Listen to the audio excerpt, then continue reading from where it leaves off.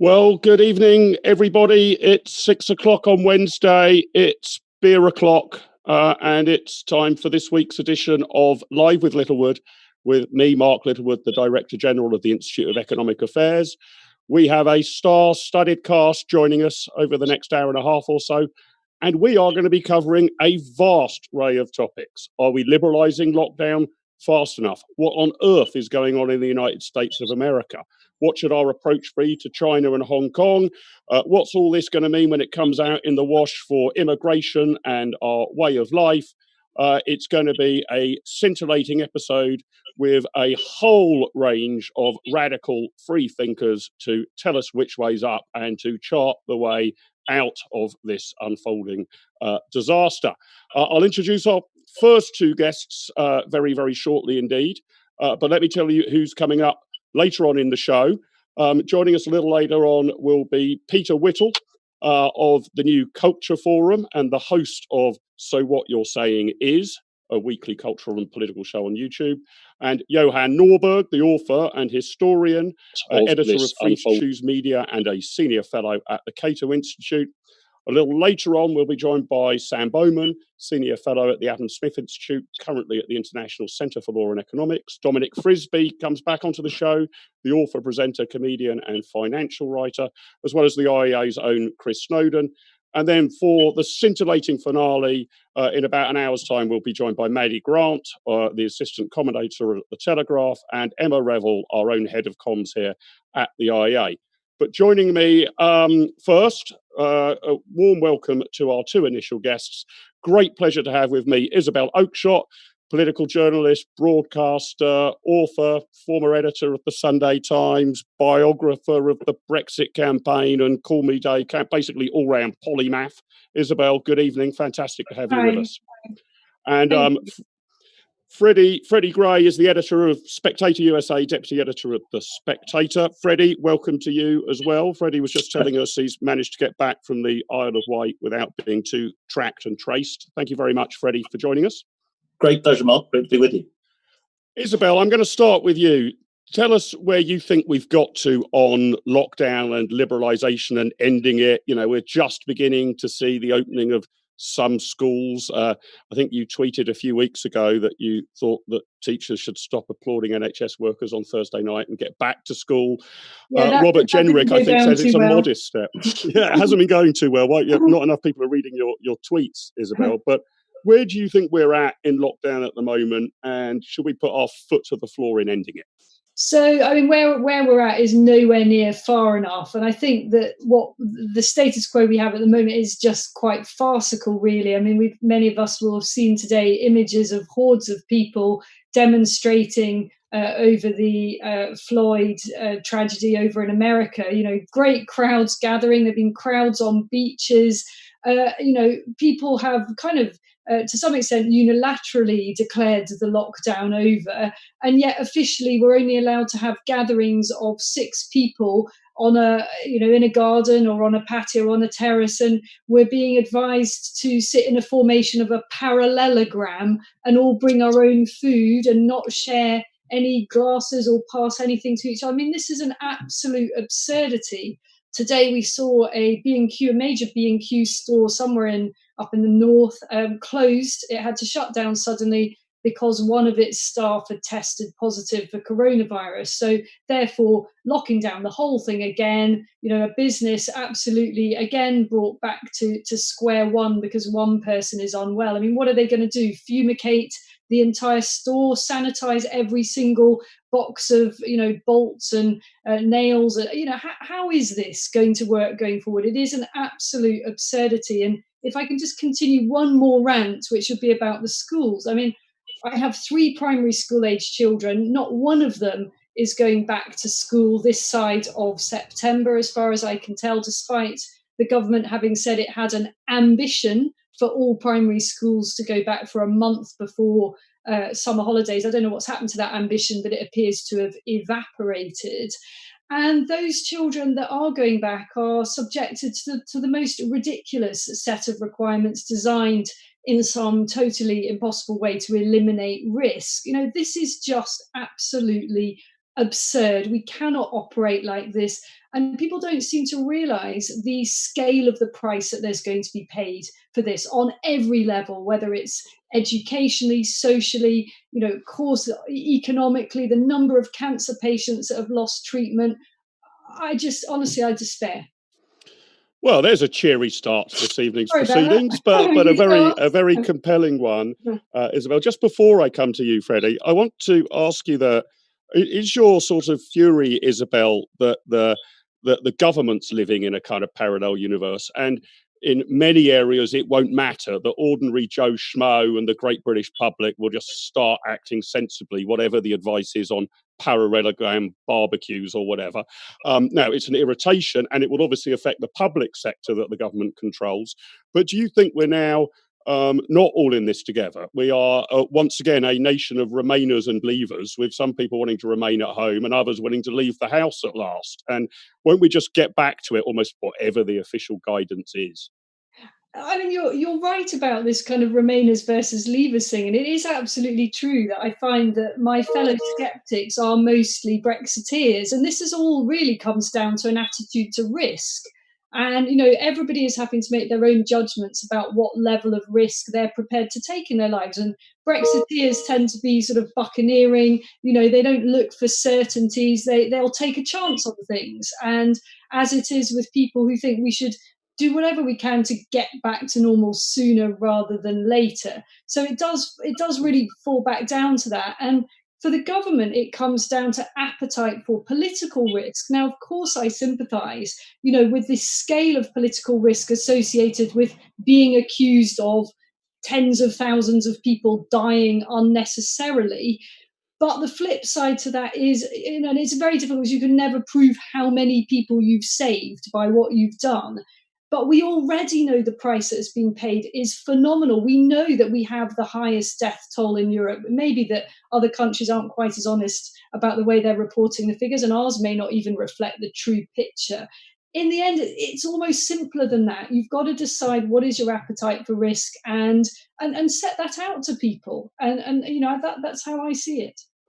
Isabel, thank you. Freddy, let me come to you. Are you sympathetic with Isabel's fury and analysis of the absurdity of what we're living through? I know that you wrote back in April describing yourself as a skeptical rationalist. Tell us what the skeptical and rational position now is, and are you going to sprinkle it with a little bit of fury and anger as well? Well, yeah, I think I can get pretty angry. I mean, I think the lockdown limbo is obviously absurd, the lockdown limbo that we're living in. But from a sort of libertarian point of view, I think it's quite satisfying to see that it can't really carry on. And what I found quite interesting was that app, the Israeli app Move It, which does a lot of the tech for Uber and other transit apps. They showed that lockdown actually started in cities before it was mandated, before governments imposed it.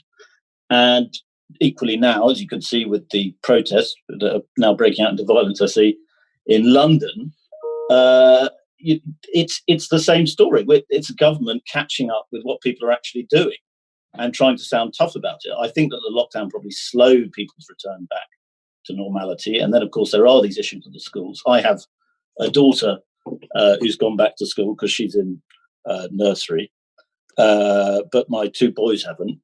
And it's a mad situation. People are going mad. And I'm angry, and I think it's absurd.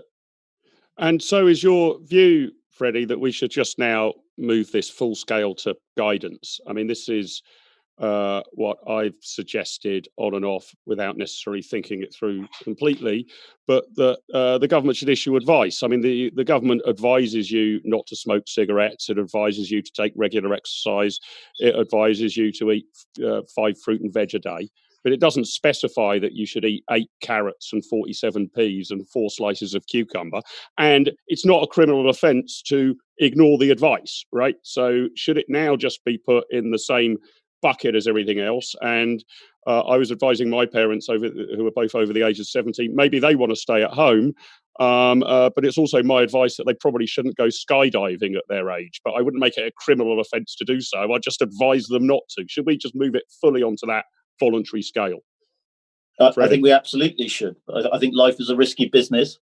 And I think coronavirus now just becomes another risk that we all have to contend with. I don't see how the government can do it. And I thought it was interesting, Boris tonight stressing the vaccine. And I think that's something Britain can be quite ahead of the game on.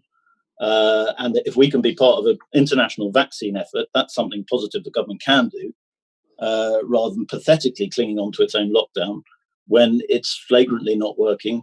It doesn't seem to have been effective. And it's making everyone very, very cross. It's burning a lot of political capital and it's crashing the economy. Isabel, I'd be interested in your political analysis, because it seems to me not just that the goalposts moved, we're now playing a completely different sport. Aim 1 was making sure the NHS had capacity. That is mission accomplished. I mean, there's plenty of beds and ventilators in these Nightingale hospitals. So if there was another peak, it looks like we've got the capacity to deal with it. Why do you think the Conservative government has allowed this extraordinary mission creep to kick in? It's almost now as if lockdown won't be ended until we've beaten the virus. Honestly, that is my fear. Why has it happened? Because they haven't got a clue what they're doing. And, if I'm to be sympathetic, no one has ever done this before. So perhaps no surprise that they don't have a clue what they're doing. Everybody's kind of fumbling around and making it up as they go along. I mean, I thought that the Telegraph headline suggesting that Boris Johnson was personally going to grip the crisis was extraordinary. Where the hell has he been if he hasn't been gripping the crisis personally for the last month or however long it is since he emerged from hospital and was well enough to work again? And I really want to pick up on your question about whether it should just be guidance, because I feel really strongly about that. And I think that the kind of criminalisation of ordinary everyday activities has been utterly insidious and corrosive for this country. How did we get to a place where you've got ordinary people spying and snooping on their neighbours and troubling the police with pathetic reports of people out having a little nice time? Maybe somebody's sunbathing where they shouldn't be, maybe somebody's having a little get together. I mean, honestly, how did we come to this? I think it's really quite deeply disturbing. And had the government said right from the start, look, this is your moral obligation, folks, and they have done plenty of the moral obligation thing. We really don't want you to do this. I think it would have kind of policed itself without actually having to bring in the literal police to get involved, without wasting their time. And actually, it's been very difficult for the police to get the balance right. And they've made a lot of really bad mistakes. For me, the really bad tipping point was when I saw a tweet from one of our media colleagues, Tom Harwood, who had been ticked off, and this was right at the beginning of the lockdown, for lying on the grass in a park after a run. And I thought, do you know what? That really, really pisses me off, and it really changes my whole view of this. And from there, it has got worse and worse. I think an interesting thing there is some of the ways you can get round these rules, right? It was Douglas Carswell, I think, last week on this show, who pointed out you aren't allowed to invite your mother round to your house, but you can employ a cleaner in your house. So the solution is to employ your mother as a cleaner. Or Toby Young, who pointed out that it is still acceptable to be selling property. So why don't you put your house on the market, get your friends to inquire about a house very much like yours, and the estate agent will then bring them round for a drink. So maybe there's some enterprising ways around it. Freddie, I want to come back to you because it seems we're agreed on the absurdity of the lockdown and us not getting out of it. But I want to turn our attention to what's happening on the other side of the pond and the unrest in America. That has flared up and is not showing a great deal of sign of being watered down. Indeed, as you said, has started to spread to London as well. What the hell is going on there? This is not a nation remotely at peace with itself, is it? Well, no, actually, I would say there's a connection between the two things in that you've just, as in America, as in Britain, I mean, the lockdown was not enforced in the way it was in Britain, but you have a population that's been scared witless. And now you have an outburst of public activity that may well be connected. I mean, there's a cycle. Human beings are social creatures, and when we're not social, we become aggressive and violent. I mean, this is well established, and I think you may be seeing a little bit of that. And that is not to put myself in sympathy with the rioters and looters, who I think are obviously disgraceful. And also, I think you have this insane reaction of an American media that's so wrapped up in despising Trump that it cannot see anything other than through a despising Trump lens. And you had, over the weekend, you had extraordinary reporting from some of the major networks. I mean, I don't know if you saw, it went quite viral, that MSNBC reporter standing in front of a burning building, a large burning building, saying that these protests are not unruly. And then you have sort of democratic government figures who joined in this kind of cheering on the destruction. Really, I mean, the Attorney General of Boston, she said that yes, America is burning, but sometimes that's how forests grow, which is an extraordinary, weird way of looking at the destruction of public property and businesses.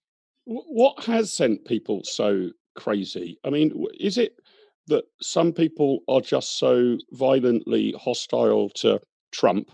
I mean, some people are now literally violently hostile, but I mean, metaphorically so, that anything, however bad, is just seen through the lens of whether it will assist or harm his election chances. Is that really what's happened? Because it does seem to me that the media that you might have used to have put on broadly the mainstream left is now behaving in a way that you and I would have found unrecognisable 10 or 15 years ago, right? Well, I think a wonderful what's happening is that young people aren't sceptical enough about what they're told. And so they think that Trump really is a white supremacist and a sort of reincarnation of Hitler. And if you really think that, then smashing up the system is a morally justifiable thing to do. But of course, it also blends in with a kind of, American universities are worse than British universities in the way that they have sort of succumbed to tenured radicalism, to a kind of, postmodern Marxist claptrap about structural racism and oppression. And, a large number of these people, I got caught up in a riot, a sort of mini riot on the day of Trump's inauguration. And it was interesting seeing it. It was just sort of a lot of people were crying. There was sort of, you're either like trying to cause trouble or you're crying. And so you have these kind of weird American sort of sentimentality about violence, which is very strange. And I think that I think it is a kind of unique American madness. And perhaps whereas the British madness is snitching, although I can see there is some trouble in London today, the American madness is rioting.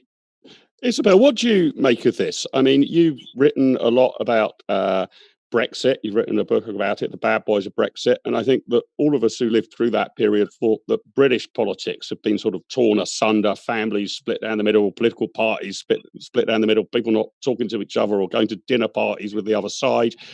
America seems to be even less at ease with itself than we were at the height of the Brexit rows, though, doesn't it? I'm not. I mean, I think we're really not at ease with ourselves now. I think this could get much worse, than Brexit. I mean, I suppose the crumb of comfort, if there is one, is that you haven't got that hideous parliamentary arithmetic. But I think this has become very nasty already. The coronavirus in the UK, and the kind of vitriol that was shown to Dominic Cummings is just illustrative of that. I mean, I still don't quite get the unbelievable depth of anger about what he did or he didn't do. It seems to me completely disproportionate. And again, the outrage over Emily Maitlis. There's examples every day which sort of take me back to the worst of the Brexit debate. I mean, with America, I'm kind of trying to think back to a time when that country really did feel at peace with itself. And I suppose you could say, some periods during the Obama regime would fall into that category. Although Clinton, perhaps the 8 years of Bill Clinton. Yeah, maybe. I mean, maybe during the Obama years, although many felt he was a disappointment. I mean, Trump just obviously takes things to a whole new level, and I think as the election approaches, that is only going to get worse as all those who just despise Trump, as Freddy was saying, those that are kind of weeping at the inauguration become increasingly desperate in their hope that they're not going to have another 4 years of this. The worry for all those people is it looks like however ghastly he may be in many respects, and I say that as someone who really wants to like President Trump and wants to support some of his approaches to things, he will be re-elected. And I think things will get increasingly hysterical between now and then. I think that a good number of Americans haven't yet accepted that a Trump presidency might be, to coin that ghastly phrase, the new normal. Yeah. We're going to be joined now by two new guests. Isabel and Freddy, please stay with us for this next segment of the program to widen out the discussion a bit.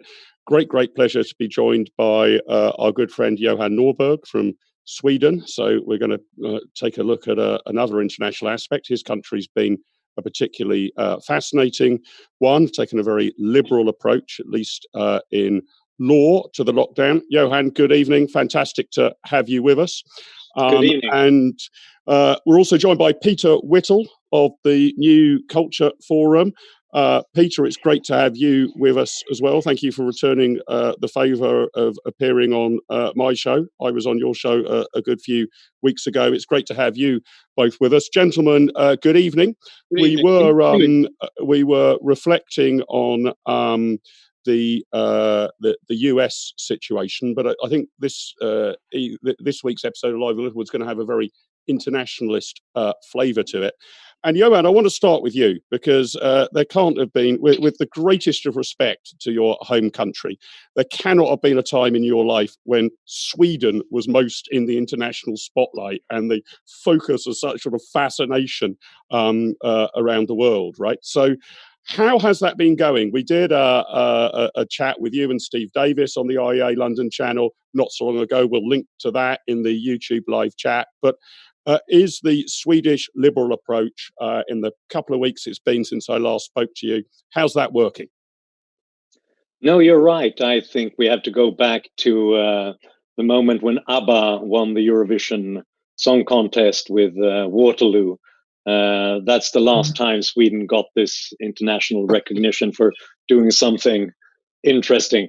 What has happened since last time? Well, we continue to be an outlier when it comes to policies. We haven't shut down our society, our economy, our businesses, our schools. And what has happened is that not much has happened. We've passed the peak. And the most interesting thing, I think, for outsiders to recognize is that here is the one example that tells you where we are. We built in Stockholm, here not far from my place, a field hospital with room for hundreds of COVID-19 patients. That has not been opened. It has not received a single patient because the ordinary hospitals could take care of all the cases. And now Stockholm politicians are proposing that it be dismantled because we won't need it. So it seems like we didn't lock down, we didn't shut down, no stay-at-home orders, and we're now past the peak and we're getting out of it. Okay, that's really interesting. Peter, let me come to you. I think we can hear you. We can't see you. Can't see me. How come? You might want to click on the. I think we sent you a message in chat. You might want to. If you can click on just the won't camera. let me, Mark. I'm afraid. Okay, well, in that case, we will have to make do without your handsome good looks and rely instead just on your dulcet tones, Peter. I'll keep trying. What's your take on the scene that you've seen from across the world and on lockdown itself? Do you think that we should have adopted a more Swedish approach? I'm going to come to all of the panelists in a minute to ask whether this is a matter of law or compliance as well. Yes. The Swedes only need a little bit of guidance in order to immediately comply, it appears. But they've been very liberal on this, considerably less so than the United Kingdom. Who's your standout example, Peter, of the country that we should have most emulated in dealing with this? I think, Mark, it would be Sweden, actually, and I think that's the way we were going. And from what I can see, there seems to have been a time, around about mid-March, when there was a kind of almighty panic, and everything changed there. And I think that, there were a number of reasons for that, but obviously the standout one was Ferguson's report. I think a lot of people will be left very surprised and confused as to how somebody who consistently has got sort of figures wrong over the years was listened to so seriously. And I think that will perplex a lot of people. But I would say yes, straight answer to your question. From what we can see, I think even Ferguson's actually said this, that Sweden sort of is ending up roughly in the same place as us, or rather we're ending up in the same place as it. But in fact, we've gone through a hell of a lot of pain, or should I say, I think the real pain, and that is my real fear, the real pain is actually not even here yet. I mean, I think it's going to be obviously from around about autumn time onwards. Freddy, let me come to you. Are you also going to stand up and applaud the Swedes? I was asking my opposite number at the Swedish think tank Timbro the other day, why Sweden had got this so right. And the answer was, in her view, they'd simply got it right because they lucked out on having a sensible, liberal-minded chief scientific officer. That there wasn't anything more you could read in than that. It was luck. But do you think they've got it right and the rest of the world's got it wrong? Well, I think, their economy will probably show that they got it right in many ways. But I'm afraid I slightly disagree with this whole sort of World Cup of Nations that we do about COVID. I think it's kind of, it ends up with people talking utter nonsense like they do about football World Cups, about which tactics work and so on. If I understand it, Johan, you can correct me if this is wrong, a large reason Sweden would never even contemplate a lockdown is because the idea of homeschooling in Sweden is deeply offensive. Is that right, Johan? It is deeply offensive in Sweden for some reason. I'm not sure that is the reason why we chose this path, though. No, probably not the main factor. I'd agree. But no, in terms of... we don't want our kids at home. Neither do we. We've got that's not peculiarly Swedish. That's just a feature of parenthood, right? Yeah.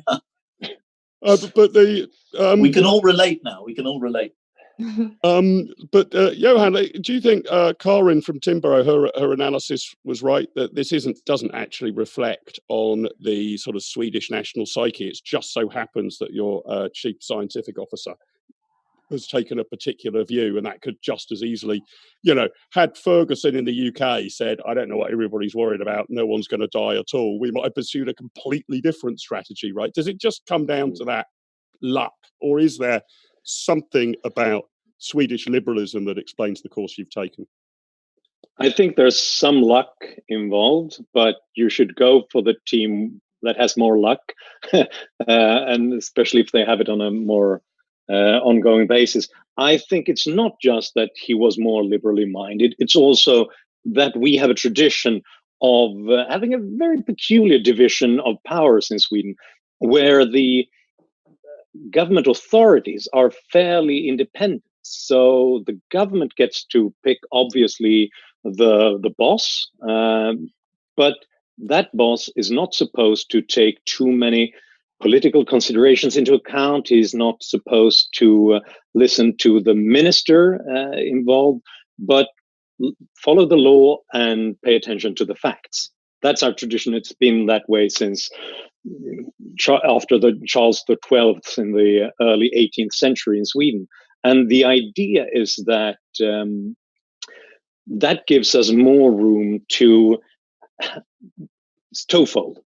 First of all, probably it makes it possible to avoid some political grandstanding, because lots of other governments, they also had scientists who said that, we shouldn't really shut down the schools, should we, or the borders. But the politicians, the chief ministers, they wanted to show that they were in charge. They were powerful. They were strong in the midst of a crisis. So they did this. We didn't have to do that.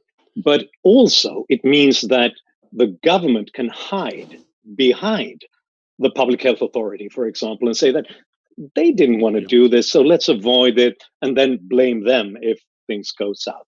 Sure. And Isabel, let me have your thoughts on this, that the phrases that irritate me throughout this, the new normal and will be guided by the science. As if you wouldn't be guided by the science. As if you're suddenly going to say we no longer recognize the law of gravity or something before you build something. But these are political decisions, right? And what I'm interested to hear from you is, as we emerge out of this and there's the reckoning up how many lives were saved in Britain compared to Sweden, and did we really need to close down every department store, and how many jobs have been lost? How do you think those sort of cards are going to fall? Are we going to move from the fear game to the kind of blame game pretty quickly? And what's the consequence of that going to be? It's such an important question, particularly for the opposition, because there have been times during these last few weeks where I've kind of thought, bloody hell, this could actually bring the government down. The scale of this is so enormous, and the Prime Minister has looked so disappointingly weak on it, given that he is fundamentally a libertarian. He always has been. This is a guy that, remember, reacted so strongly to Jamie Oliver's idea of banning turkey Twizzlers, sort of saying, actually, I'm going to encourage parents to go and shove pork pies through the school gates, and now he's shutting everything down. So there have been times where I have wondered, could this actually be the end for the Conservative Party? Is this like one very long, drawn-out Black Wednesday? I still think that that's a possibility, except for the fact that there isn't an election for 5 years. And these considerations are so delicate for the new leader of the opposition. And it's been interesting to observe how kind of carefully and cautiously he has played it at this early stage. It's almost as if Keir Starmer is just sort of waiting and watching, letting the government kind of hang itself, just leave them to get on digging and digging and digging a greater and greater hole. By the time the next election comes around, the full scale of this horror will have unfolded. And, we will know precisely how many businesses never recovered. And you may find that the Labour Party is able to portray the Conservatives as the party that put X number of million people out of work, the party that destroyed X number of businesses and jobs, the absolute opposite to where the Conservatives would ever want to be. So I do think that there'll be a day of reckoning, unless there is this magical V-shaped recovery, which I think, I'm not an economist, but common sense tells me that that's pretty fanciful at this point. Well, that's really interesting, because, so far at least, it appears, if you believe the opinion polls, Isabel, a massive health warning. It's not as if the popularity of the Prime Minister or the Conservatives has tanked, right? In fact, it's certainly dropped very significantly, and you can't help feeling it can only go down from here. At one point, as you know, the Tories were on over 50, which I have never, in 20 years reporting on politics, I've never known over 50 in the opinion polls for the Tories. It's now levelling off quite significantly. The gap is a much more kind of conventional, 8 points or something. And Keir Starmer's only just got started. I don't actually think he's been particularly impressive so far. But maybe, as I say, he doesn't actually want to be that impressive. He's just playing it really quietly. It's a long old game. So you think we might move from, broadly, it seems at the moment people are almost treating this as an act of God. You might be right that political cynicism is coming. Yeah. But do you think we will, where do you think the reckoning will come? Do you think it's possible, for example, that the National Health Service, the beloved, religion of this country, will come under the spotlight if at the end of this crisis, it looks like had we only had the German system, 15,000 people would have survived compared to the current numbers? So that's a really interesting question about the National Health Service. And there's an important distinction to make, which is almost never made by people when they're talking or thinking about the NHS, which is that there are two things. There is a health system, a health delivery system, and then there are the wonderful and faultless, almost all faultless people that actually deliver that healthcare. And there is far too much fear, I think, in this country about ever criticising the system, because it gets conflated with, oh, but you're attacking our wonderful doctors and nurses. Well, no, there is a very great difference between the two things. And is it the NHS that saved lives, or is it the doctors and nurses and the modern medicine? They're two different things. So I hope that this doesn't lead us into a position where, in the medium term, right now, politically, it's impossible to criticise the NHS. I accept that. Just forget going there. But in the medium term, and I hope sooner than later, we can actually talk about aspects of the NHS that didn't work in this case. And that is not to criticise the heroism of the people that were on the front line and did save lives. Yeah, no, it's interesting that, isn't it? I mean, I was a couple of years ago, I was looking back at the IEA archives, and in the 1960s, when the IEA was putting forward the case that we should probably denationalise the motor car industry, the basic response from most people is, what have you bastards got against motor cars? You know, why are you anti-car? And it's very much the same thing now. If you suggest that the NHS might not be the best delivery mechanisms, what have you got against healthcare? What have you got against doctors and nurses? So it'll be fascinating to see if that changes. Freddy, I wanted to come back to you on the US position we were touching on earlier, and I wanted to ask you. Then we were talking about how people's opinions of Trump, positive, negative, indifferent, or confused, seem to be driving the process. But Isabel was touching on perhaps, you know, the British government has lost the bounce that it got after the election. But Donald Trump's numbers are actually pretty impressive. I mean, for a president who suggested that it might be a good idea to inject yourself with Dettol in order to overcome this pandemic, he's riding pretty high in the polls, isn't he? Extraordinary. What's driving that? His polls have really been amazingly static throughout, and that's a reflection of the kind of polarization of America. On the economy, I mean, the economy is Trump's big problem, because Trump has had the most phenomenal political luck, particularly in his opponents. He has consistently faced people who are just terrible and trip themselves up in the most spectacular way. But his luck if you look back to January, he nearly started a war with Iran on a whim, really, and somehow got away with that and looked like it. Well, he does everything on a whim, doesn't he? He does everything on a whim, and he manages to make it look to his fans and to some of his non-fans as though maybe he has this strategic genius as well. But then, then comes the virus, the recession, now the riots. And it looks like, as I put it in a piece, Lady Luck, that cruel porn star, has deserted him. Because I think he's now really, he really is facing huge headwinds. And if he can't get the American economy going, or make America great again, as his team put it, by November, by October even, I don't think he can win. The good news for him is that because they haven't done a furlough scheme, they're going to crash through the economic pain quicker. They're likely to come through the other sides. I mean, the states that have been reopening have shown pretty positive signs of economic activity. Unemployment, which spiked absurdly, as everyone saw, is now beginning to come down. How quickly that will happen, I don't know. But it's a huge stakes poker for him. He may brazen it out. He has done before. At the moment, I think there's too much against him. Okay. Isabel and Freddy, just before I let you go, you might not be aware, but I run a Live with Littlewood optimism barometer every week.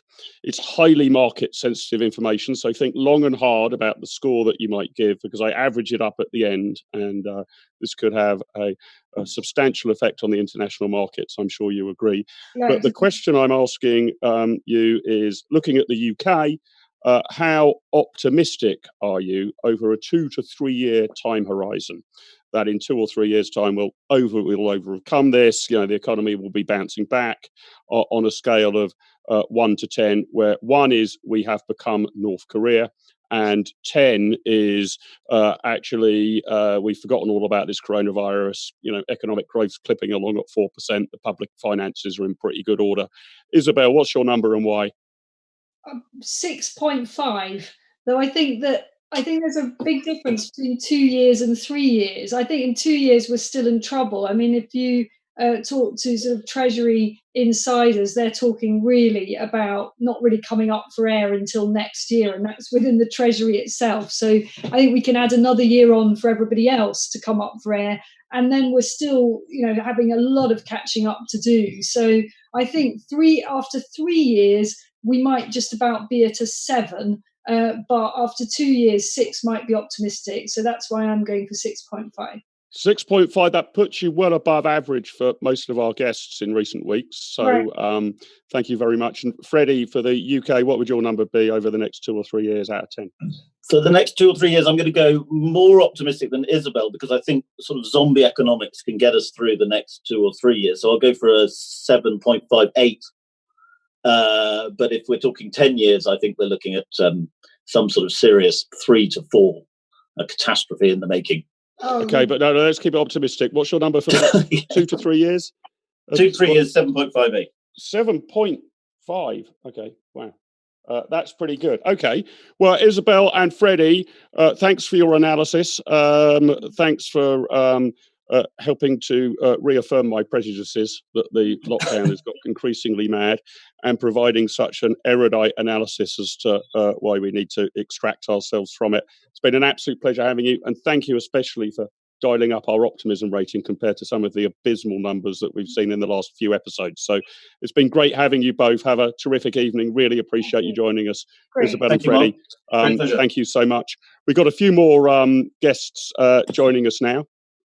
Dominic Frisby is back on the show, all-round libertarian, singer, comedian, author, financial writer, a man of many eclectic talents. It's fantastic to have you back with us, Dominic. And yeah, last time you sort of joined us with a strange angle from your broadcast studio, but this time you seem to have got it right. I can see you're on mute at the moment, but that's just switched you on. Dominic, good evening. How are you? I'm very well, thanks, Mark. How are you doing? Very good, very good. I'm a little bit sorted out the ongoing angle issue. Okay, that's good to know. That's good to know. We're also joined by Sam Bowman, previously of the Adam Smith Institute, and now at, and let me make sure I get this absolutely right, the Director of Competition Policy at the International Centre for Law and Economics. Sam, good evening. Thanks for joining us again. Hi, Mark. Thanks very much for having me. And Chris Snowdon also joins us, our very own head of lifestyle economics here at the IEA. Now, Johan, I want to come back to you for a question or two before we bring in our other guests. And my question is, what do you think the impact of present unfolding events, of which the pandemic might will be the biggest one in the short term, but for example, what's happening with regard to China and Hong Kong, might have on immigration policy going forward? A good number of people who are taking a relatively liberal view of immigration, and you and I have discussed this before, are concerned there might be, you know, all sorts of restrictions put in place, possibly using the pandemic as an excuse for doing that. But you know, we're in Britain as of next week going to have 2 weeks compulsory quarantine for anyone entering the country. I mean, a slightly odd policy. Let's hope it's short term. But over the longer term, you could see things going pretty grim, couldn't you? Or do you think this is just over the next 2 or 3 months a pandemic issue, and we'll get back to a common sense liberal approach before too long? Well, I hope it's short, because otherwise it'll be very difficult for me to get over there to my publisher, Atlantic Books, in London. But I'm sure I'll find a nice place to quarantine. Meanwhile, I fear that this will be much more longer term. You know what they said in the European Union during the migration crisis, when everybody began to block their borders? This is just this one exception, because we now have these unprecedented migration, refugee flows through the continent, and now we'll block the borders, but it'll happen just this once. And, well, they didn't even have time to really remove those things. For example, we kept those borders between Denmark and Sweden. The bridge between them were blocked. And now we're suddenly in the pandemic. So just this once will shut down migration and mobility between countries. That tells me that they've got lots of excuses now not to get back to the idea of an open Europe, of more of free mobility throughout the world, and throughout Europe specifically. And I think that when I look at history, pandemics tends to have this effect. We get worried about outsiders, foreigners. We immediately want to have some sort of societal fight or flight instinct. And we want to hide away from our neighbors, from strangers, from foreigners, it'll be very difficult to resurrect this mobility again. Okay, well, blimey, that's chilling coming from you, Johan. You're usually so upbeat and optimistic. But I'm going to bring in Sam Bowman now, because Sam's recently written an article. I think I might say it's the most read article ever on the CapX website. And if you haven't read it, I suggest you do, because Sam's very good at this, about sort of just coming up with a completely sort of radical idea. And he and I will often sit down over too many glasses of wine and debate them. But this was a real, why didn't I think of that type article, and an incredibly liberal approach to immigration. Sam, I'm going to let you talk through what your proposal was, but this pertains to the Hong Kong China situation. Not looking at this directly through the lens of COVID-19, but the new security laws that the Chinese are seeking to bring in, and therefore whether we should issue British national overseas passports to allow people from Hong Kong to come to the UK. I think about 350,000 people in Hong Kong presently have such a passport, but potentially 2.6 million are eligible. And Sam, you have the plan. What is your plan? Well, thanks, Mark. It's a pleasure to be here. My proposal is to do Hong Kong 2.0 here in the British Isles. I think when we look at Hong Kong, we see that what made Hong Kong great wasn't geography, it was rules. It was good governance, property rights, and the rule of law. And in having those things, Hong Kong was able to be a magnet for refugees, both from China when Mao came to power and from around the region. And now that now that those rules and the things that made Hong Kong special are very sadly being eroded and potentially being destroyed, and there isn't a lot we can do about it. We have to be realistic about the relative powers here. But there is something that we can do for ourselves, and there is something we can do for Hong Kongers, which is give them a way out and give them a new option. So my proposal is to set up what you might call a charter city, and lots of other people have come up with this idea. And the idea is to say, we'll take a piece of land, we'll set up a charter for it that sets out basically a constitution for this, and the constitution is designed to be able to scale up a new city and allow anybody who wants to move there from Hong Kong or from the UK, and maybe even really from anywhere around the world, locate it somewhere here in the British Isles, set it up with strong property rights, rule of law, set it up so that it's NIMBY proof. I think that's really important, because I'm all for giving British passports and British residency rights to everybody in Hong Kong. But one of the problems we're going to have is that it's difficult for British people to move to London, let alone people from outside of the UK to move to London, because the housing situation is so bad. So if we set up this new city somewhere like Anglesey or Lincolnshire, I've done a little bit of research to try and come up with a few places, build it so that it's ready to scale up and allow Hong Kongers to move there en masse, to recreate their businesses, recreate their family ties, recreate their friendship ties. And I suspect a lot of British people would want to move there as well, because this could be a sort of global hub, a place where Britain is really open to the world, where we're bringing talent from Asia, talent from the UK, and maybe talent from overseas as well. And my hope is that this allows us to kind of really, really scale up something new and something very exciting. Ultimately, a city built on talent rather than a city built on geography. That's a wonderful idea. Can Swedes apply? Well, exactly. Please. That's what I was We'd going love to ask. as many of you as possible. Can we also have Stockholm on sea, somewhere else? And well, it's I'm very happy to be here, because in fact Johan Norberg's documentary Globalization is Good, when I watched it when I was 15 years old, it completely changed my life and helped turn me into the person I am today. So thank you, Johan, and I wouldn't be here proposing ideas like this without that. There you go. I credited honor, Sam, really. but really, Johan, you're indirectly responsible for this article. Dominic, when you. you were last on the show, you were looking forward to an independent Cornwall, a province of which you expected to be anointed king. But this Hong Kong idea, this would be right up your street, wouldn't it? You'd be moving to just outside Grimsby or wherever this charter city ends up being built, wouldn't you? Well, precisely, Mark. And Sam, you and I need to talk, because I've long been angling to set up the independent state of Kurno, as it'll be called, its traditional name, not Cornwall. And we welcome our brothers from Hong Kong. And I mean, if you look at, Cornwall's got the space, and it's got an airport in Newquay. And if you look at where Cornwall is in relation to the rest of the world, we've got the perfect opportunity in Newquay to outmaneuver London and make Newquay the airport.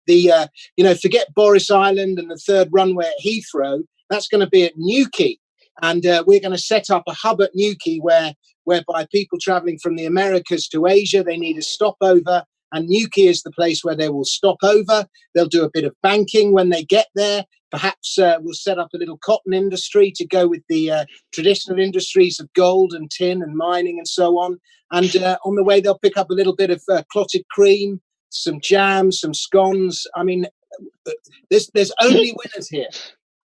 This is brilliant, Dominic, because I mean, at the time of the Brexit referendum, everybody warned us that, half of London might relocate to Frankfurt, but you've now got a much more plausible case that half of London's going to suddenly relocate to Newquay, or it's going to be a highly competitive make.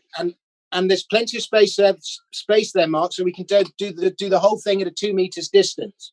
There you go. Not only can we have entrepreneurialism, but we can comply with some of the government's mad rules. Peter, I think you've managed to rejoin us. I got a theory here. I reckon that Peter's camera does work. It's just that he's broadcasting from the Bahamas and doesn't want us to see the backdrop of the wonderful sunny beaches. But Peter, if you're with us, you've sometimes been a bit of a skeptic on immigration. What's your thought of letting in many hundreds of thousands of Hong Kongers? Well, it's in a way, Mark, the problem is that the argument's been sort of spoiled now because, we do owe something to people in Hong Kong. And I think on the whole, the way in which the government or representatives of the government have so far behaved in relation to that issue has been pretty poor, right? So I think that, yes, there is an obligation. But I think that the problem is that because our general immigration policy has been so lax, obviously people now are thinking, oh, yet again, we are kind of opening up just simply randomly, and we simply can't do that.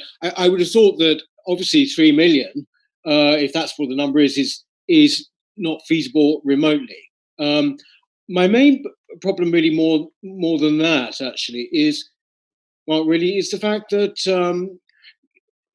I'm not completely convinced that, Priti Patel and her sort of immigration announcements are ones that we should completely trust. I mean, I don't know what the real will is, the real political will there is there to control migration in Britain. It just seems to be something that just huge public concern about. It has been for 10, 15 years. But really, I'm not sure that there is actually the political will on the part of the political class generally. It's not just. Well, thank God for that. Thank God for that. But what I wanted to ask you, Peter, and I'll give you the floor again. Then I want to come back to Johan and bring in Chris Snowdon. But okay, so you might not be an open borders person. I totally get that. You're not an open borders person, I should clarify. And probably some of the panelists are more libertarian than that. But what would be your criteria? Would you, for example, be relaxed about the numbers if we knew that the people coming in were net contributors? And I mean, I was looking through some of the Hong Kong numbers. I mean, if the entire population of Hong Kong moved to the UK, GDP per capita goes up pretty damn fast. I mean, these people are not, refugees. When they might actually be literal political refugees, but they wouldn't be economic refugees.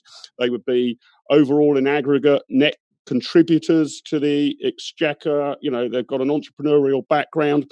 Are you worried about the numbers, or are you worried about the criteria that gets you in? If moving 3 million people from Hong Kong here would make the economy hugely richer, and I know quite often people say, well, the schools can't cope, the hospitals can't cope, the road network can't cope. All the things that can't cope have one thing in common: they're all run by the state. Supermarkets seem to be able to cope pretty well with the population going up. So what I'm really interested in, Peter, is what sort of criteria would you apply? Would they be economic? Would they be a cap on numbers? How should we approach the question? I think the thing is, Mark, really, is that how you described it there, I think really is quite interesting and telling, because it's very much the way in which the whole Brexit argument was panned out, really. And that's, I don't think that, immigration isn't entirely about economics. I mean, a society isn't entirely about economics. And, there are things such as social cohesion that you have to worry about. Obviously there are, you mentioned it there, hospitals, schools, roads, housing. For example, in London, it's now, okay, before the COVID situation came about, if we can go back to that, it was virtually impossible for young people to buy a house. Obviously, there is the housing market to talk about there, but at the same time, obviously, it's huge pressure of supply and demand. It's as simple as that. And therefore, that was one of the most important reasons. The population of London growing largely down to immigration at an extraordinary rate, hundreds of thousands over a decade. And I think that, you can't just look at these things economically. You really can't. I mean, you either have a country or you just simply have a landing strip. We're not, a country isn't just, if you like, just an economy. It's not. And okay, so thank you. That is the crucial thing. This is what people never understood really with the Brexit argument and with the referendum argument. That it's not just about economics. It was all about economics to the media. That's the way it was debated on the whole. But in fact, for most people, they were cultural things. I mean, not bigoted things, not racist things or whatever, but somehow it was about how do we keep, a sense of nationhood, if you like. That shouldn't be a dirty word at all. In fact, I think the nation has come sort of speeding back, actually, in many ways. Chris Snowdon, you've got a big house and live in the middle of nowhere. How many Hong Kongers can we get into it? Well, it depends what they're paying, I guess. I do like the idea of having it in Cornwall. And if you've seen the way that the Cornish tend to treat people who've got second homes in Cornwall, the idea of dumping 3 million people from Hong Kong there and wait and see how long it takes for their houses to be burnt down by the locals. But it's a great opinion. I'm not sure it's a good idea, but it's a fantastic opinion. But Chris, you're a bit more conservative on immigration than I am, I think. What sort of principles do you think we should apply to the Hong Kong situation? Because it's not just economic. There is a political thing about their essential human rights being eroded. Sam's claim is that we, if you like, need to accept that we're not going to be able to override the Chinese Communist Party. So there's a humanitarian element to this. But the beauty of Sam's proposal is it's both humanitarian and we get richer. I mean, what's not to like? No, I like it, and I'm not against immigration, and I wouldn't have a problem at all. I don't think maybe Cornwall's necessarily the best place. We can find somewhere to do it. There's plenty of green space in this country, even in the southeast.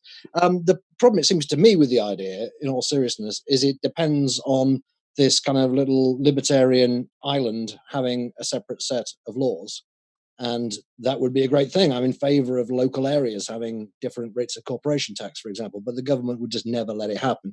So you can't assume just because Hong Kong is very rich that just by moving a load of people from Hong Kong into Britain and keeping them in one particular area, that's going to become the richest part of Britain. It's a rich country because of its institutions, its laws, and its tax rates. Johan, before I let you and Peter go, has this cheered you up a bit? Do you think that actually out of, that we might get some radical libertarian ideas emerging from what is a pretty grim situation, not just COVID-19, but, China apparently stripping away some of the basic human rights of Hong Kong citizens? Yeah, Sam's proposal has cheered me up incredibly. And if you don't want to take 3 million people from Hong Kong, we'd be happy to take them in Sweden. We need them. But yes, I think that we're in a moment that might be really transformational in either way.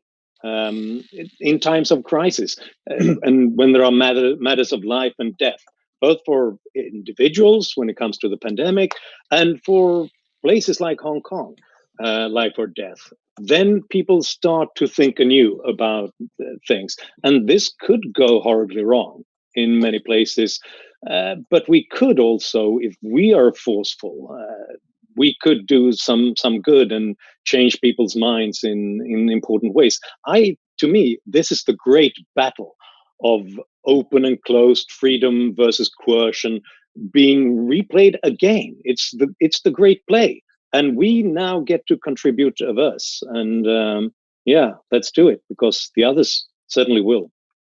It's fascinating. I mean, the polls suggest that there is some support for a more liberal approach to immigration with regard to Hong Kong. A YouGov poll said that 42% of British adults would support giving passport holders from Hong Kong greater rights to come here. 24% opposed. It's not an absolutely crushing majority. A Conservative Home poll found that 85% of party members support the government's plan to extend passport rights. 85% of party members. Sam, you wanted to come back on the tax haven point you've just said to me in the text. I mean, you're in favour of immigration and tax havens, aren't you? I am, and I find it strange that people worry that this would be a tax haven, because we already have two tax havens. We have the Channel Islands and the Isle of Man. The corporate tax rate in both those places is 0% of their basic rate. The income tax rate in those places tops out at 20%. We live with these things. We could use the same legal vehicle, the Crown dependency vehicle, which is a kind of hangover from the Middle Ages, but we could take this hangover from the Middle Ages and use it for the 21st century. I think it would be very easy to put in place rules to make sure that if you were located in, to stop people from offshoring their accounts and things like that. But it's a weird objection, because the two objections I've had are, number one, people wouldn't go there and it would be difficult to set up. But fair enough, it might not happen. The other objection is it would be far too successful, and Chris's objection is that too many people would want to go there and it would be far too successful. And I think the first one, fair enough, although the cost of trying is pretty low. The cost of the second one, well, let's cross that bridge when we come to it. And do you have a location in mind, Sam? You sort of maybe Lincolnshire, maybe somewhere else. I mean, have you actually? I know you're not a central planner, but have you looked at a map and sort of drawn a circle around it of where you're going to locate this? I'm not a central planner, but I do love maps, and I think there are three different candidates that are very promising. One is Anglesey, which is very large, the island off the north coast of Wales. It's very large, and it's very, very sparsely populated. The other is Lincolnshire, which is quite well connected to airports already. It's again not that heavily populated. And then the third, which is a slight wild card, is Ebbsfleet, which is inland, but it's on the HS1 connection to the Channel Tunnel. And they're already trying to get a garden city off the ground there. So you could just say, hey, look, this Ebbsfleet garden city isn't having a huge amount of luck right now. Would you like 3 million Hong Kongers to really kickstart it? I think there are loads of options. It's really important that we don't impose this on people. It's really important to take a relatively empty piece of land and buy out voluntarily anybody who doesn't want to be part of this, because we can't impose these things on people by fiat. But there are loads of places, as Chris has said, the whole British Isles is empty, really. We've only built on about 10%, and that includes parks and gardens. There's so much space for us to build on. The only question is, why aren't we doing it? I think it's just a lack of imagination. Okay, just before I let Johan and Peter go, we've covered immigration, but I want to cover the wider economic point. And then Dominic, I'll come to you for your thoughts and prescriptions before we bring in our new guests. And Peter and then Johan, before you leave, what I'd like to hear from each of you is what's your top recipe for your top policy for assisting economic recovery as we begin to exit this. So you'll know the numbers. Government spending's gone through the roof. Any sort of it's so last year to talk about fiscal prudence here in the UK. Peter, the furlough schemes keeping people nominally in work, but at some point there'll be a day of reckoning. Peter Whittle, what would be your plan A, your silver bullet, your first lever that you would pull in order to encourage a V-shaped recovery rather than us crawling out of a very deep recession as we did in 2008? Well, I suppose my fear really, Mark, is that, we talk about V-shaped recoveries, we talk about recessions, but I think that the damage possibly that's been done over the past few months and will continue to be, particularly if this thing goes on till October, I think, is what they're talking about in terms of the compensatory measures. It's so vast that actually I think we can't quite get a grip on it. It sounds like I'm evading your question. I don't have a policy as such. All I would say is that the lockdown has got to end at the very first possible opportunity. I mean, by that I mean that all the people who are ill and old and who have to shield, and I've got friends who are in that position, I really have, and it's a real situation that they're in. They should obviously, that should be maintained. That was never in doubt, actually. It was never really in doubt.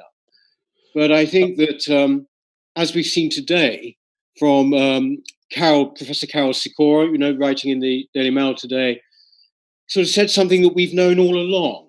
He said, it's obviously clear, it's become clear to us now, as though we didn't know before, that it's about basically older people and people with underlying conditions are the ones affected by this. Now, please tell me if I'm wrong, but we knew that at the very beginning. And if I remember, it was even used to be said, actually, at those government briefings before they dropped it. Sure. So, no, I get that. So easing the lockdown, I agree. Yes. But is there anything else, Peter, that you'd ladle on top? I mean, do you think, I don't know, we should abolish corporation tax for 12 months? No, I don't think, I'm not thinking that far. I think at the moment, I would say that we've got to open up as soon as possible. And we've certainly not got to have this quarantine thing, which is going to be put in place in a couple of weeks, or is it next week, which frankly seems utterly crazy. So very interesting. Thank you. I'm looking at so you're not against the quarantine for the people coming in? I mean, that will ground all air travel, basically, wouldn't it? I mean, hardly anybody's going to come in if they've got a quarantine. I mean, totally against it. That's what I'm saying. I mean, I'm totally against it. Peter, thank you very much for joining us. And I'm sorry we couldn't see the backdrop of your mansion in the Bahamas, but it was very good of you to get the Wi-Fi connection going. Johan, give me the silverest bullet that you've got in your armory to help us bounce back as we begin to exit this. Well, it's not really a policy. It's more of a principle. And it's the principle that I think we need of creative destruction.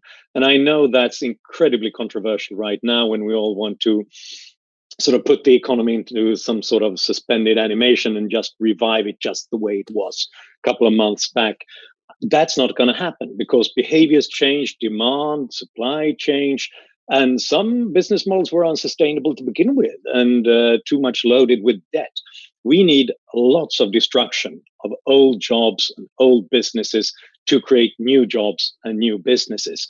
And that's more like a package that you have to look at when it comes to furlough schemes. Don't try to keep too much afloat in the same way.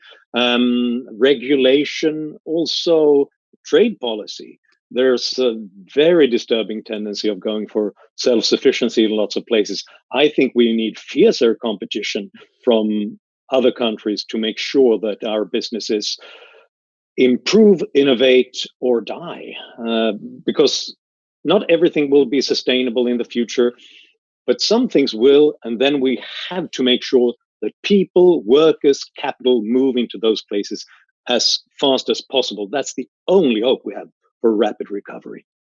And so I didn't ask it from Peter. I don't know whether this is going to affect the market sensitive information.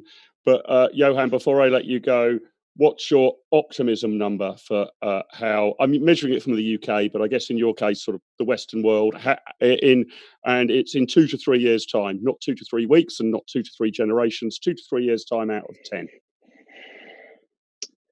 Well, it unfortunately depends on our political choices, and I'm not sure about that. I'm an optimist when it comes to what people would do if they were free to make those decisions. I'm not automatically optimistic about whether they will have that freedom. But if I try to bake all of that into one sort of number, I would say that I wouldn't bet against the Western world.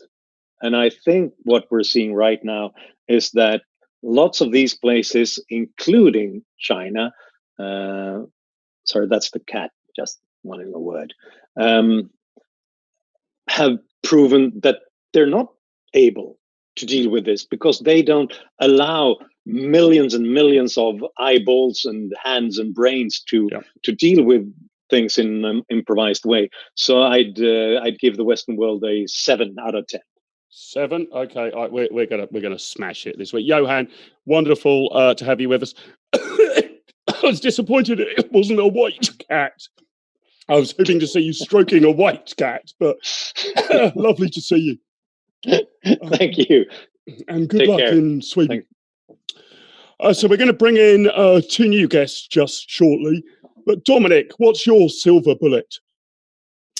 Well, I sort of agree with pretty much everything that was just said. But rather than print money and bail stuff out, I would just slash taxes. You know, I'd go to 20% flat rate of income tax, something like that, and leave more money, rather than print money and bail stuff out, just leave more money in people's pockets. And that way you kind of let the market sort things out themselves. Obviously, there's going to be a huge tax gap if you do a tax cut like that. And I guess you just borrow while the money's cheap. So you're relaxed, really, about the state of public finances for the time being. You want to do something. They're a total disaster. They're a mess, Mark. But I don't think the solution to COVID is higher taxes to balance the budget. You know, all this money printing that's gone on, there's so many signs of real serious inflation coming. You know, if we're going into a deglobalized world, if you think of the impact that China's, deglobalization has had on, globalization is the deflationary effect of globalization. If we're now going into deglobalization, it's automatically going to be inflationary because, if we start making stuff locally, it's going to cost a lot more. And, but there's so many other things, all that money printing, there's just so many possible sources of inflation that, that's deeply concerning. And so the less they print and the more they leave individuals who've got the money to spend money as they see fit, the better the consequences will be, in my view. Perfect. Let's bring in Maddie Grant from the Telegraph, the assistant comment editor at the Telegraph, and formerly, obviously, of this very parish at the IA. Maddie, thank you for your patience. Sorry, I'm as bad at keeping punctuality on this show as the government are ending the lockdown in 3-week amounts. It's fantastic to have you with us. Good evening. How are you? And Emma Revell, our very own Emma Revell, our communications manager at the IEA. It's great to have you with us as well, Emma. Maddie, I'm going to start with you.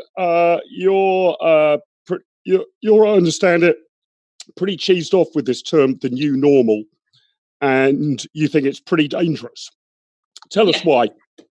Yes, well, I think that already the fact that people have been getting used to this state of affairs, the fact that for many, even though Rishi Sunak says that no one enjoys being on furlough, no one wants to be on furlough, I'm not sure that is true. I personally know quite a few people having quite a nice lockdown and are getting too comfortable.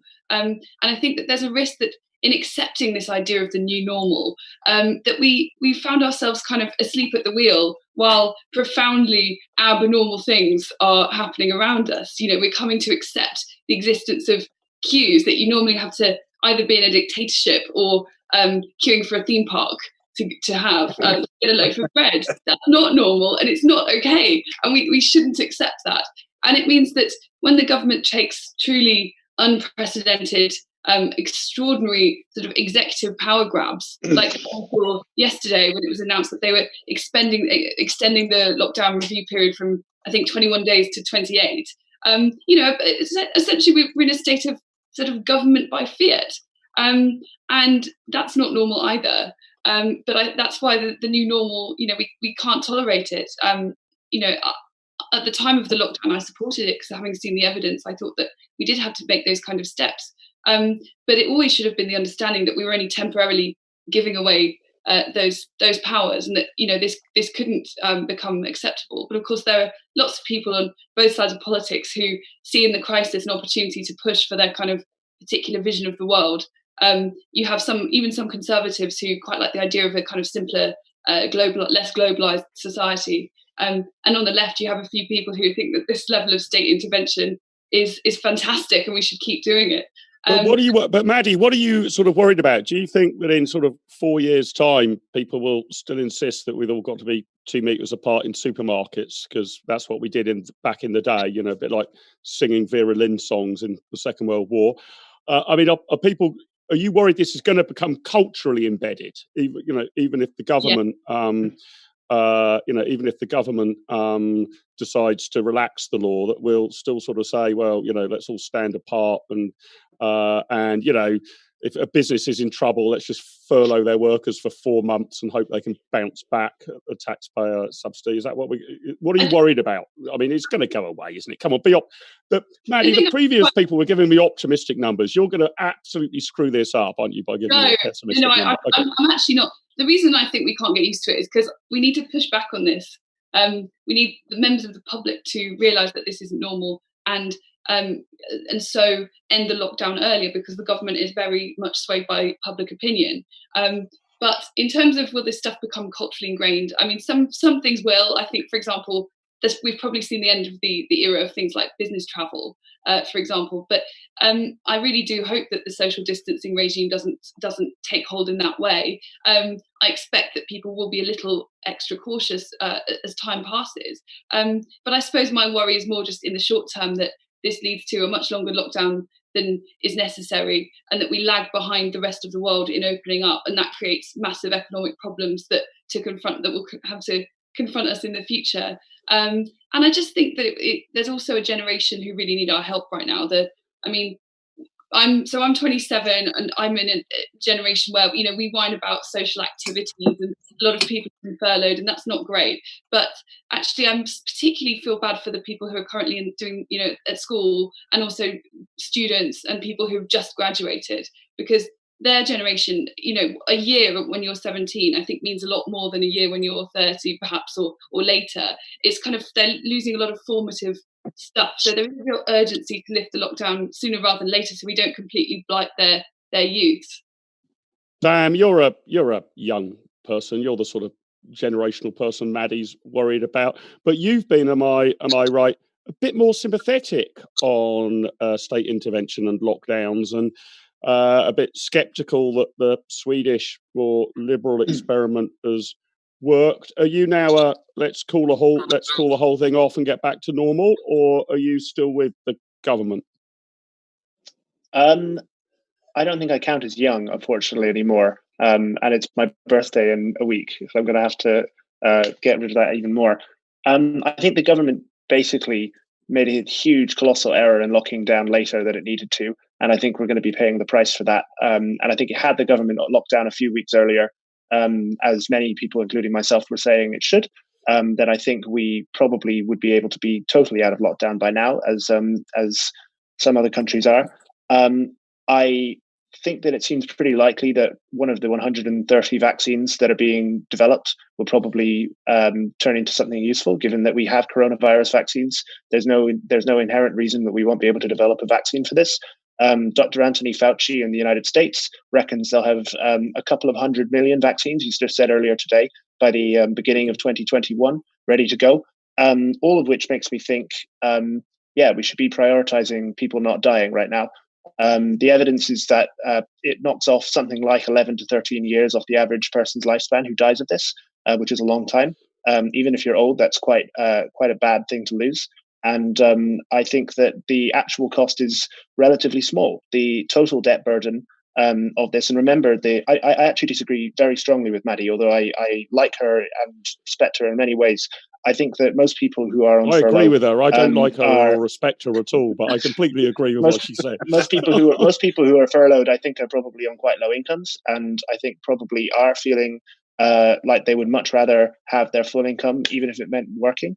And I think, as far as I know, people who are furloughed are quite worried about their jobs and not happy about the situation and don't want this to resume forever. And the debt burden, and just to be clear, we're talking about a debt burden of £5,000 per person for a once in a century event. It's really, really manageable. This is all really, really manageable. And what isn't manageable is ending things prematurely, sending kids back to school without clear evidence that it won't cause a second spike. Listen, we're going to come back and have a fun fight between all of you in a minute, but I know Dominic's got to run off. So, Dominic, give us your final thoughts. And I need your optimism rating for the Live with Littlewood highly market-sensitive economic barometer. My dinner's on the table. I will just following up on what Sam said. My son is 19 and he's on his year off between school and university, and he got furloughed, whenever it was, March or April. You can get furloughed in a gap year. Yeah, exactly. And so he's on 80%, and he was just about to resign his job anyway because he was planning to go off travelling. But he's frustrated because he can't go travelling, obviously. But he loves the fact that he's on 80% of the pay he was previously on, and he's just doing nothing, and he's making up the other 20% doing a bit of moonlighting here and there. And there are lots of people there are lots of people not in his situation, but in a similar situation who quite like the fact that they're being paid 80% of what they were previously paid not to do anything. Look, for people who are skeptical of the ability of the state to micromanage policy, I would have thought that you and I would be a lot more forgiving of errors in this particular situation. And given that we know that there are a lot of people who are not in your situation, there are a lot of people who are not in your situation. That I didn't say. Well, I think that I'm happy to have a little bit too many people furloughed, given that there are lots of people that I think it's very clear should be furloughed. And if they're not furloughed, they're going to have an extremely bad life. Sure. And the economy, I think, will be much worse off. I'm perfectly happy to accept a couple of errors on this part of the state. It's the least We're all sceptical about central planning. Dominic's dinner's getting cold, and I need his optimism number before he goes and eats. Let me just say two things. Sam, firstly, you were ascribing things onto me there that I didn't necessarily say. I was just giving you one example of somebody who wasn't happy with furlough. And the point is, this is what happens when you have top-down legislation. It suits some people, it doesn't suit other people.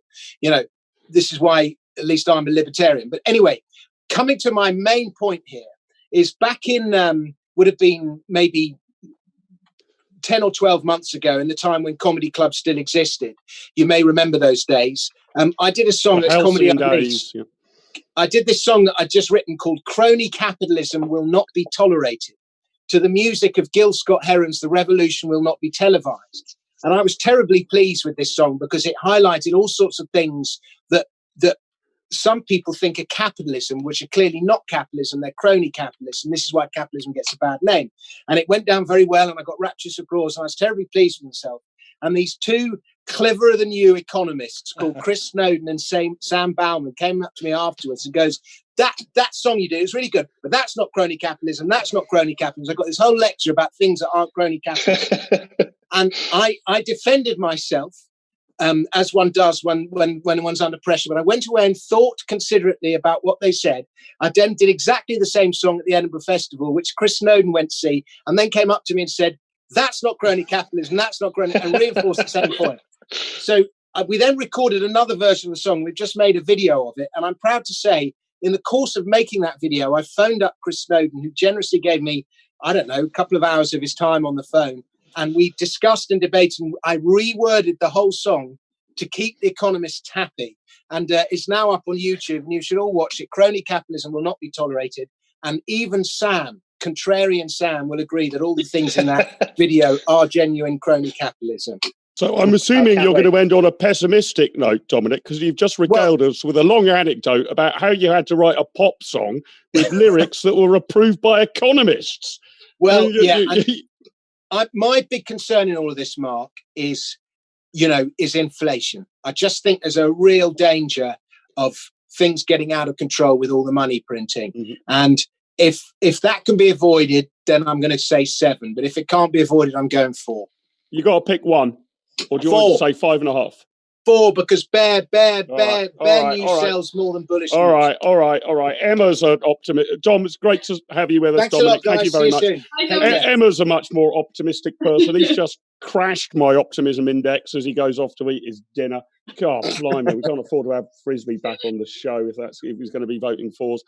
Emma, what are you making of it, and where are you on the lockdown? Hawks or doves, or I hate that because Chris and I can't agree with which way round that hawk and dove should be. Liberalisers or continuers, I guess. Are you a leaver or a remainer on this issue? Remain at home or leave your house? I am desperate to leave my house as far as it goes, but I think generally most young people are. We are significantly less at risk. Our jobs are more impacted. Our long-term economic future is impacted, and we're often not that close to family. So I think a lot of people who are in lockdown and their whatever age they are, if their family members are sort of down the road, round the corner, and you can nip round and wave at mum and dad through the window, that's a lot easier to deal with than the fact that my parents are a couple of 100 miles away, Sam's are in a different country. They're much harder to see. So I think, younger people are probably going to start dismantling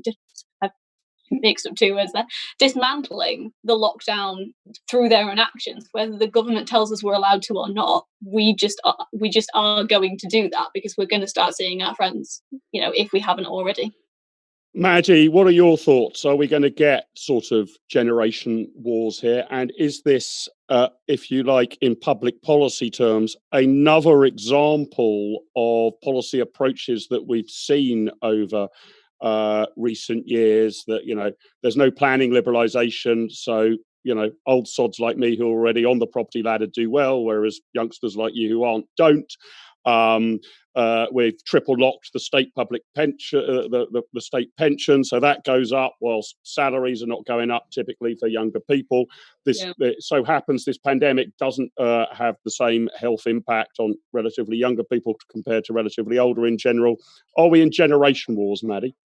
I think we could very well be heading that way, because as Emma alluded to earlier, there's the impact of coronavirus in terms of careers is disproportionately falling on the young. They're much more likely to have been furloughed, I believe. Their higher education has been interrupted. Many people will defer their course this year because they want to experience a normal. They don't want to have the horror of doing virtual freshers and all that stuff. But then they'll find that actually, because there'll be so much competition for the places the year after that, there are lots of very hard-working young people who would have got a place at a top university that probably won't be able to take up their place, because there won't be as many going spare, and there'll be fiercer competition for them. And that's, as Emma pointed out, for a virus that overwhelmingly bears vanishingly little risk.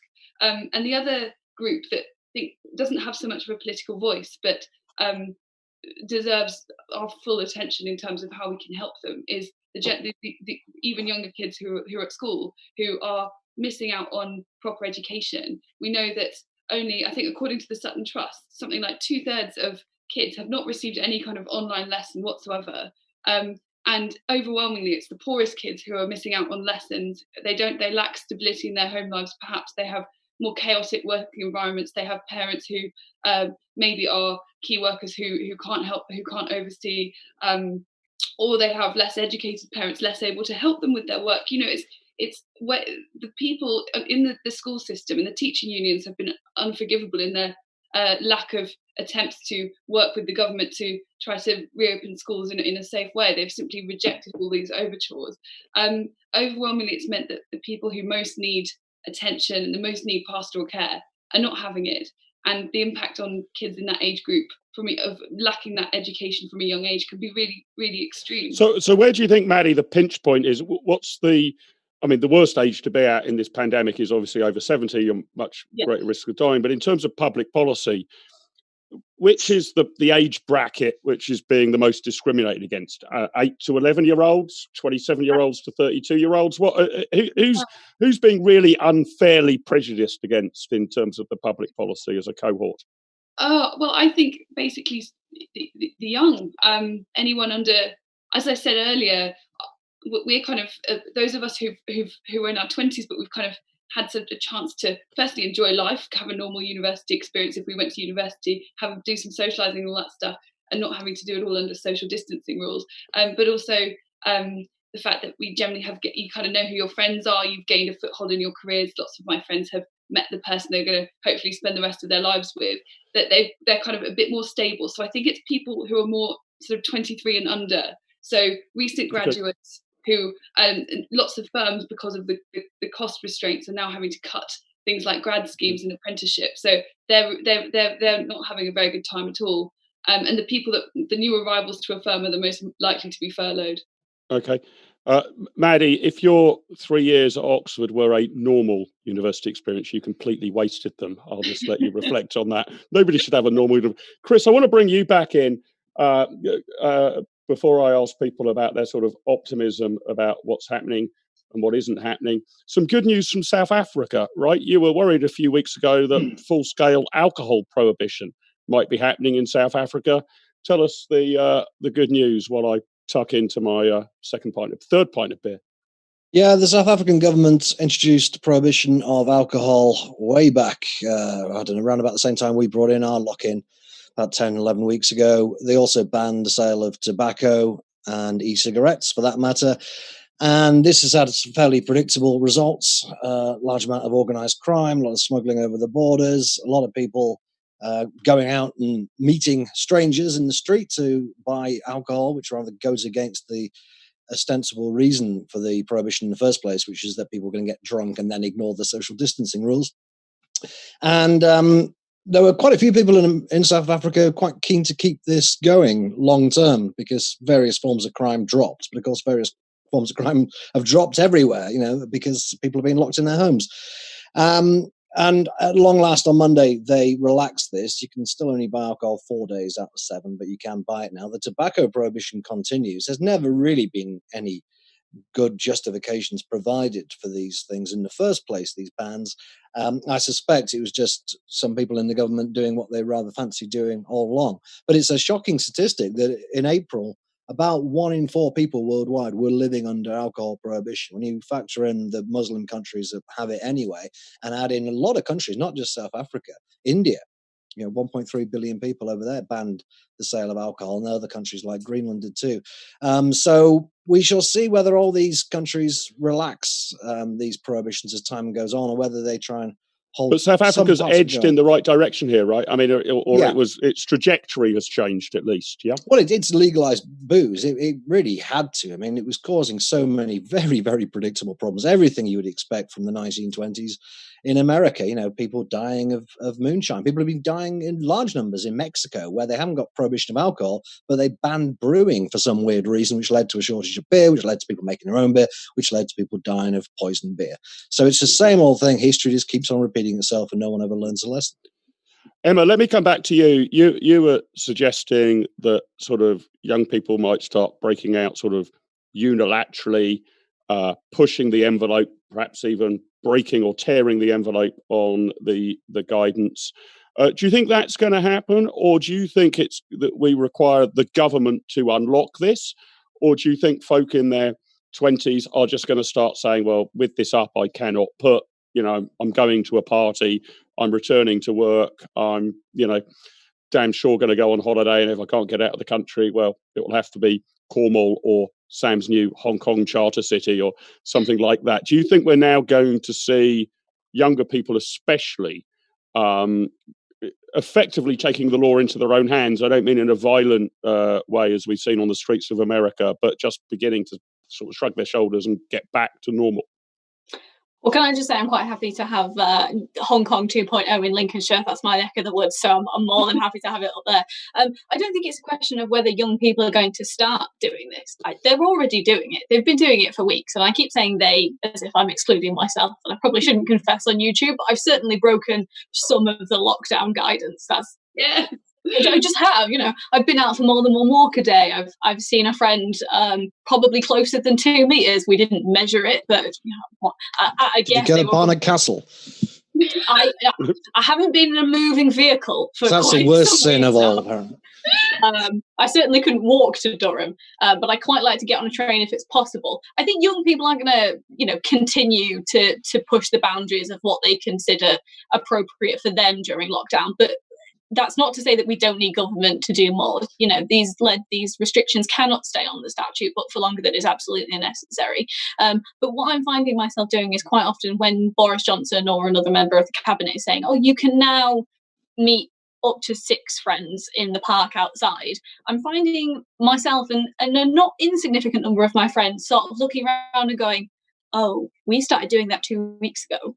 So I think, particularly the under 30s are a couple of weeks ahead. But when it comes to things like getting the economy moving, we need the government to say that we can go back to work, which is an absurd situation to be in. But if our workplaces and shops and pubs are legally not allowed to open, there's only so much we can do. But in terms of socialising, young people are definitely ahead of the government's guidance.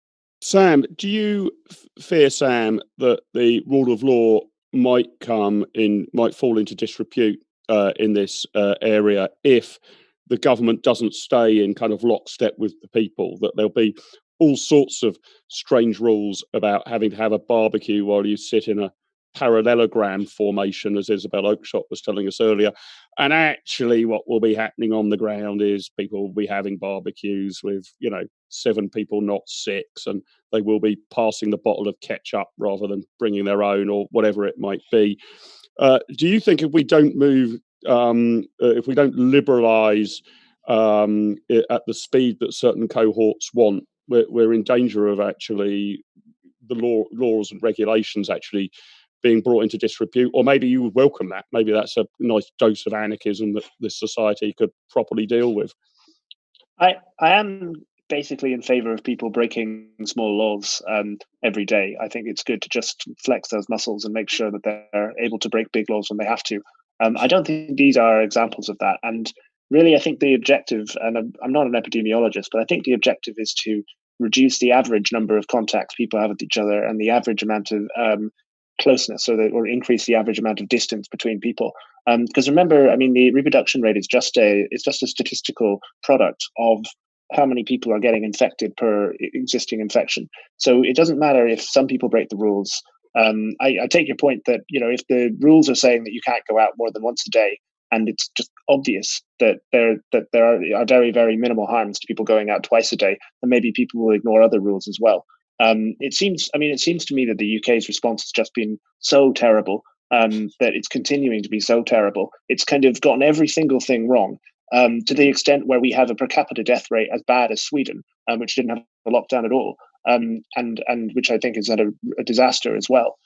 I think my sad conclusion is that I think the people advising the government are not very good at their jobs, and I think that the supposedly expert committee, I think we should listen to them, because who else can we listen to? But I fear that they continually draw on supposedly so-called behavioral science, which I don't think is science at all. They continually give quite bad advice. They're trying to reopen schools on the basis of basically no evidence whatsoever. So I think it's things like that may undermine. You're worried about the trust. School reopenings? You think that's absolutely. I mean, look at Israel. Just yesterday, we've seen Israel's had to quarantine tens of thousands of people because of an outbreak in schools, and they're just a few weeks ahead of us. The evidence that children can't spread it is basically non-existent. It's completely fabricated, basically. And I'm really, really concerned that that we're doing this without any real reason to think that this won't lead to another outbreak. But we'll find out. The other side of this is, having looked at Sweden, what's clear is people will do a lot of voluntary distancing. People will do a lot individually, even without the government telling them to do these things, because they don't want to catch the virus and they don't want to spread the virus. And that has avoided Sweden being much worse than it could have been, but still very bad. Maddie is about to smash her wine glass as she glares into the camera, particularly on that evidence about schools. Maddie, tell us which you think the most kind of egregious interventions in our life are. What do you want to scrap now? Is it the whole lot? And what's irritating you the most? I mean, that might be the most pointless law, or it might be the one which is causing, in your view, the most economic damage. Well, I think that the quarantine idea from the government is absolutely crazy, because Sam's right that we are a bit behind some other countries and we've had a worse outbreak than many places. So it makes absolutely no sense to quarantine people coming in from countries who've got incredibly low rates of transmission themselves, and at precisely the time when cases have declined significantly and you would want to start looking at reopening the economy. It seems like an act of kind of economic self-destruction to me. On the schools evidence, there is the example of Israel, but from what I've seen of this, and I have been trying to follow it as best I can, other countries that have lifted haven't seen a significant spike, and many of the countries that have highly effective contact tracing in place have found very, very few cases of young people being effective spreaders of the virus, passing it to family members, being responsible for transmission. And I think that in general we need to get a bit better at putting risks in context. We seem to think we can live in a world where we never have to bear any risk at all. And I think actually there's such dramatic risks associated with a very lengthy lockdown that you have to at some point look and say, well, we have to start somewhere. And based on the evidence that I have seen, I think schools is the kind of, if you can't reopen schools, then you can't really do much. Actually, that's an obvious. That's the first domino, you think? Yeah, so I believe so. Yes, but it's always good to hear the if I could just briefly come in, there was a paper, a preprint, just released yesterday, and I've retweeted it so that people can see it, that suggested that looking at 41 countries, school closures are the most effective non-pharmaceutical intervention at reducing the infectiousness of COVID, much more so than stay-at-home orders, more so than closing businesses, more so than mask wearing, or banning large gatherings. So whatever's happening, we don't know exactly the mechanism here, but whatever's happening, it seems to me that the evidence is strong that schools may be the worst possible thing to open up right now. I mean, all of this is contested, isn't it? I mean, that's why that everybody says follow the science, but understandably, scientists disagree. Other than schools, Maddie, what else would you go for? Then I'm going to go to all of our panelists to hopefully cheer us up with an optimism rating. Well, I would start to let younger people out, if particularly if they're not living, because there are millions and millions of young people who don't live with relatives who are 35 under, in an incredibly low risk category, and if they're living away from relatives, I think there is a lot to be said for the vulnerable continuing to shield, and those who are of a young and active age getting back into the economy, keeping things going basically, and also perhaps building up some immunity amongst themselves. I think that seems a way to go, because I'm not so optimistic about the vaccine. Obviously, it would be great, but I think it would be a really very foolish thing to do, to pin hopes on it kind of turning up around the corner. I mean, if we were to get one by the end of this year, I think it would be the quickest expedition of a vaccination in human history. And I think it's far too much. You'd risk putting all your eggs in one basket. And I partly. So you'd go for a rule, would you, Maddie? A bit sort of like, sake of argument, anybody under the age of 35 can now do whatever they want with anybody else under the age of 35, as long as you're fraternizing only with people under the age of 35. Well, in general, I think people are sensible. They have been sensible. There was lots of evidence that they were already observing social distancing before the government went full lockdown, that there was already much lower traffic, much fewer social interactions, and there may have been some big super spreading events, but on the whole, people had drastically reduced their behaviour. I think that actually people are sensible, and they can make decisions about who they see and who they protect, and also people who are themselves in a vulnerable group can choose to isolate voluntarily, and we should do everything we can to help those people, while allowing the people who are not in a high risk category to keep the economy ticking over and build up greater levels of immunity in the population. Okay. We've got to bring proceedings to the close, but we need the highly market sensitive Live with Littlewood optimism barometer. Emma, let me start with you. So to remind you of the metric, it's the UK in 2 to 3 years' time in terms of its prosperity, freedom, economic growth and well-being, a number between 1 and 10. Just very quickly going to answer the question you asked, Maddie, which is the one intervention that I think would have the most impact. And I think that would be cutting from 2 meters to 1 meter, because I think most people are doing that anyway. I don't see, you're in a queue, you think, there's probably 1.5. It's definitely not 2. It's probably more like 1. So in terms of the impact on people going about their day-to-day business, they're doing it anyway. It's about the impact of how many people you can get into shops, restaurants, cafes, bars, pubs, and the economic impacts, the benefits of cutting from 2 meters to 1, I think would be significant. I'm actually not as optimistic as Mark would believe. Generally, I'm usually a pessimist. I think it comes with being northern.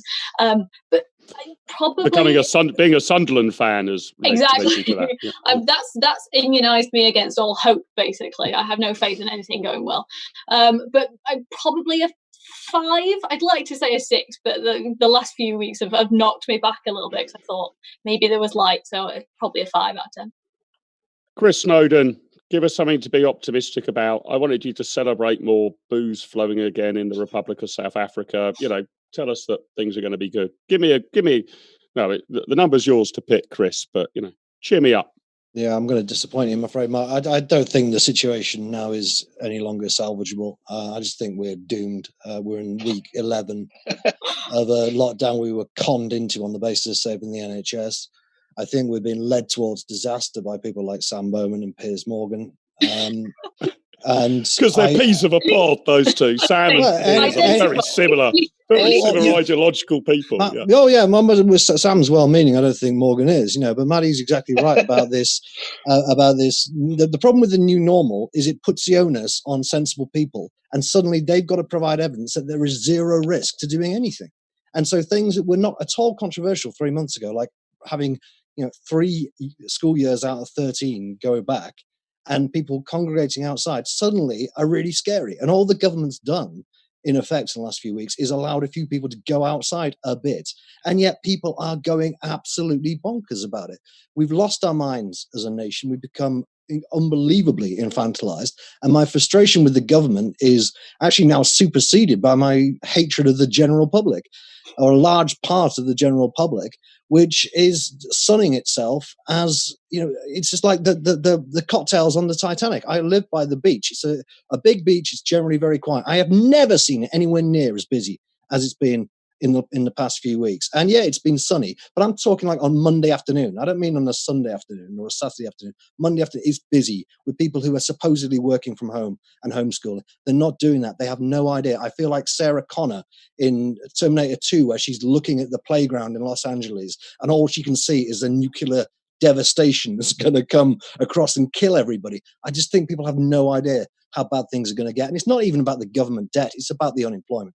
We're going to probably see 4 or 5 million people unemployed. The pub industry is dead. Cinemas, theatres, restaurants, it's finished. It's over. The country is basically finished. So maybe things will be all right in South Africa. I don't know. But we're doomed here. It's a 2 from me.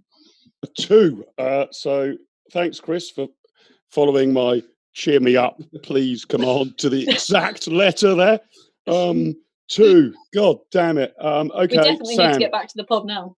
That was full on gammon by Chris Snowdon there. Sam, give me your number for the next 2 or 3 years. You know the metric we're trying to measure. I think my number is 9. The reason is that markets are really efficient. So if Chris is right, and if we are stuck in this, if there is no vaccine, we are stuck like this, then, well, that's life. Markets can adjust very quickly as long as we keep nominal GDP stable. I'm not an expert, but I listen to experts, and experts that I listen to at least tell me that there are lots of vaccines being trialed. There are 10 in clinical trials. There are another 120 being developed. I'm pretty optimistic that there'll be one. I would imagine that in a few years' time, we'll look back at this time and we'll all laugh. And Chris will be able to buy me a drink, and I'll even have a cigarette to celebrate its prophylactic effects on contracting the coronavirus. Well, only time will tell, ladies and gentlemen. My numbers are 5. I'm one of these kind of liberals who can never make their mind up, which means that the overall Live with Littlewood economic optimism barometer, there is 46 points, and 8 of us have voted. That's exactly 6, isn't it? Have I got my maths right there? 6.0. I haven't given mine yet. Oh, okay. Well, yeah, you're going to screw it up, Maddie, aren't you? Yeah. Go. What's your number? I'd give it 4 because I'm incredibly pessimistic in general, but I think there are a few signs of hope. So one of them is the fact that the crisis has made us look deeply at things that other countries are doing for the first time. And I'm not suggesting that we're actually going to go full German decentralized, but I think it has forced us to confront some areas where our own systems don't work. And I'm hoping that will get us out of this kind of nativism that we have around institutions, including the NHS. Our economy has generally been, in recent past, been very good at creating new jobs and dynamic and flexible. We have the possible arrival on our shores of lots of industrious and dynamic Hong Kongers, which is great. And I think people will start to disobey these rules, and there is a sense of fight back growing, despite the people who are comfortable on furloughed. I went to the park yesterday evening, and I was delighted to see lots of young people on picnic dates. Some of them were snogging, and it was just great that they were all ignoring the kind of the ordinations of Matt Cockblock, and they were getting on with it. And I'm hoping that if, as time passes, more people will take on a similar attitude. Maddie, thank you very much. Sorry that I ruled you out. You have knocked back our economic optimism number a bit. So it's not 6. With Maddie's number in, it's 5.5 recurring is the number if I've successfully divided 50 by 9. So 5.5 recurring, still slightly on the optimistic side, but much to be done. Sam, Maddie, Emma, Chris, thank you very much indeed for your time. I look forward to meeting you in the multiplex cinema and cocktail bars in Hong Kong 2.0 in Lincolnshire in just 2 to 3 years' time, when we can agree the numbers should be higher than 5.5 recurring. Thank you too for my previous guests, Dominic Frisby, Peter Whittle, Johan Norberg, Isabel Oakeshott, and Freddy Gray as well. It's great to have had them with us. Just before you go, please do subscribe to our channel on YouTube by hitting subscription. Please hit the like button if you've enjoyed what you've watched as well. That helps more people find us on YouTube. Hit the notification bell. That will mean that you get to know about more events in future. So please do those things for us. That would greatly help. If you're higher than our 5.5 in this time because you've got some money to spare, please donate to the IEA. You can find more information about that on our website, iea.org.uk. And later this week on Friday at 1 o'clock, I'll be chairing a discussion about the state of the government's finances, the public finances, with Steve Baker MP and our very own Professor Philip Booth on the government spending that's taken place and whether we should be worried about it. Until then, thanks again to all of our guests. Thanks to all of you for watching. Stay safe. Enjoy a beer. Over and out.